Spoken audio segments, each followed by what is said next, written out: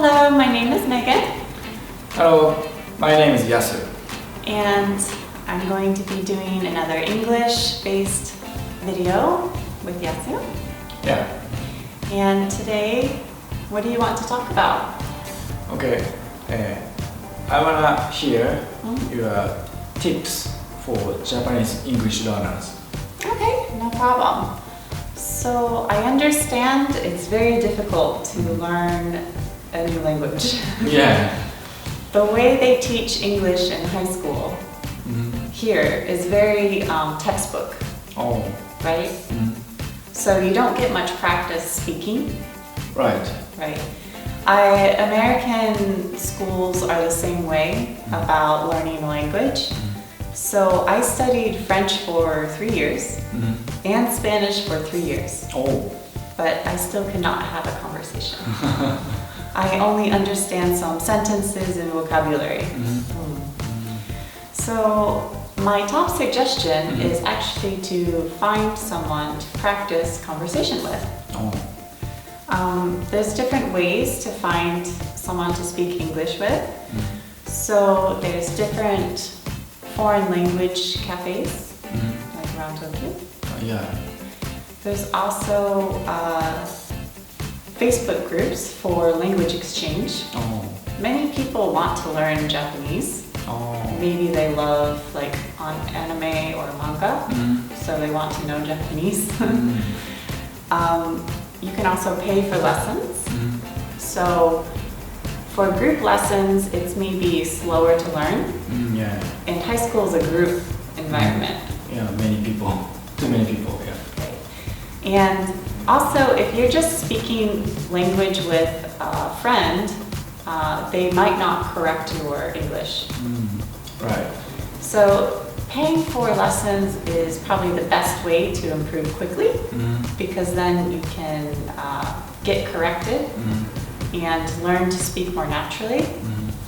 Now, recently I started offering Skype lessons online for teaching English because I like to work at home. But that way you get a combination of listening practice. I can also type the words out so that they can see it. Those typed out notes become notes they can study. And it's just like an easy way if you don't have a lot of time, I think. My next recommendation, do you like to watch movies? Yeah, I like watching movies. What type of movies do you like? Action movies. Anything else? Sci-fi. Sci-fi? Yes. So Netflix is a great resource because Netflix has English subtitles. So I suggest the first level. If you're a very beginner, you might want to watch a Japanese anime with English subtitles because you can listen to Japanese but read the English. After you get faster at reading the English subtitles, you can now switch to an English movie like Iron Man or Spider-Man and then also use English subtitles. So it's double practice. You can listen to the English and read it at the same time. That teaches you natural phrasing because textbooks usually don't teach you like natural modern English. It's usually like old style English, right? Right. If you're not interested in paying for Netflix, a great free resource is YouTube. Oh, yeah, right. So like your channel. Yeah, please check my channel. So some very nice people like us spend a lot of time making videos, editing them, and putting subtitles on them so that you can learn. Yes. If you do not want to watch us, I don't hate you, but you can actually find any topic you like, any YouTuber you like. If they speak English, you can turn on closed captions. Closed captions is a robot-generated subtitle. So it's not 100% correct subtitle. However, it is better than not having subtitles, and you can listen to different accents, different speeds of speaking. You can learn about a subject you really like based on the YouTuber's channel. So what are your favorite types of YouTube channels? I like travel bloggers YouTube channel. Okay. And sports YouTube, like basketball. Yeah. I see. I think I like every type of YouTube channel. So I always like to watch. I feel like it's better than university. You can just learn so many things. If you want to learn how to speak English, you can learn on YouTube. If you want to learn how to edit videos, you can learn on YouTube. Yeah. It's a great resource. Yeah. I often watch YouTube channel in English. It's very good way to learn English, and it's very fun to watch. So my next suggestion is finding a very popular book, like Harry Potter, for example. I think teenage related books are best for learning English, because if you read a book that's for too young of kids, you don't learn the right type of casual conversation. Teenage books always have a lot of back and forth conversation. It teaches you how to talk to your friends, how teenagers talk to teachers, which is the more formal way, and then how to talk about problems and feelings, because teenage books are full of feelings. Yeah. So I suggest Harry Potter is a good book. You can buy the hard copy, read one paragraph, and highlight any words you do not know. Then I suggest you look up the words. Preferably you use an English dictionary, because sometimes Japanese to English translation is not correct.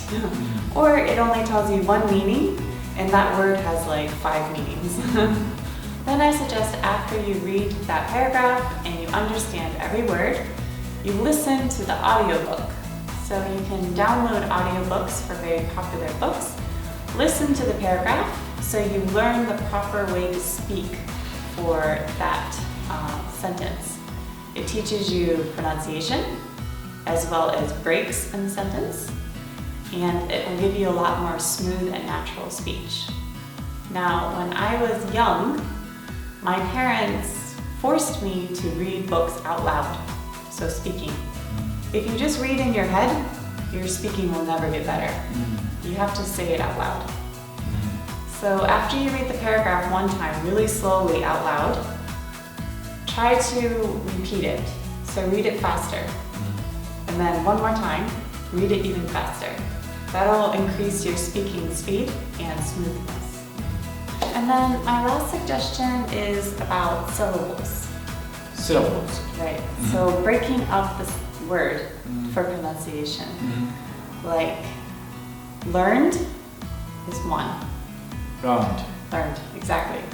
Sometimes people pronounce it learned. I learned English. That's 2 syllables, learned. So learning how to cut words up can be a really good practice. The best way to do that is you can actually put the word into Google Translate and then hit the speech button. When you listen to that word, you can hear how many syllables the person says. So for example, creativity is 5 syllables.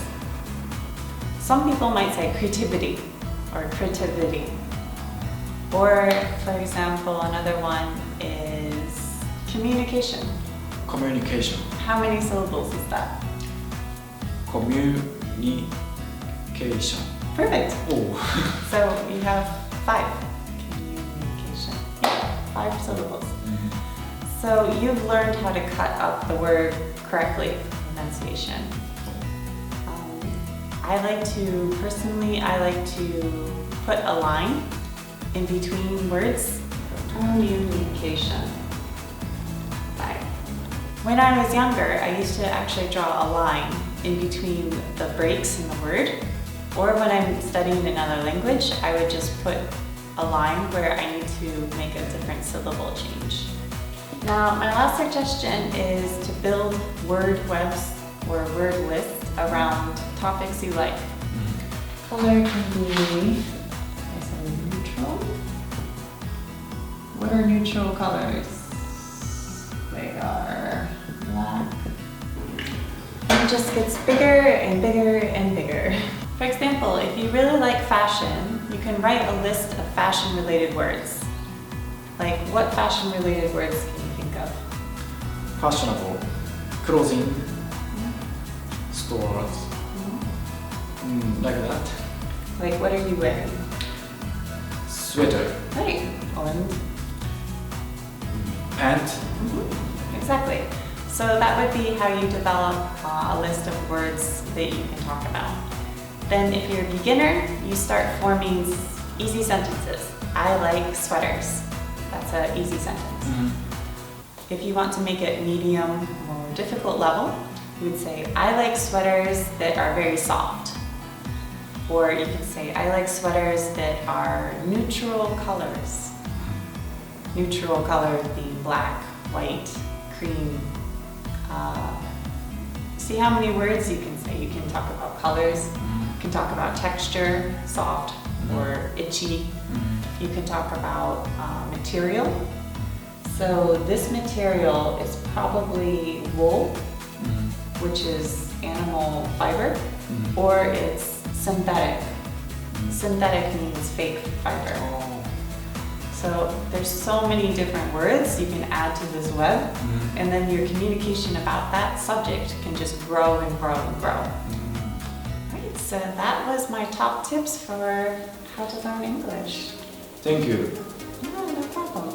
So if anyone has any questions, please put them in the comments below.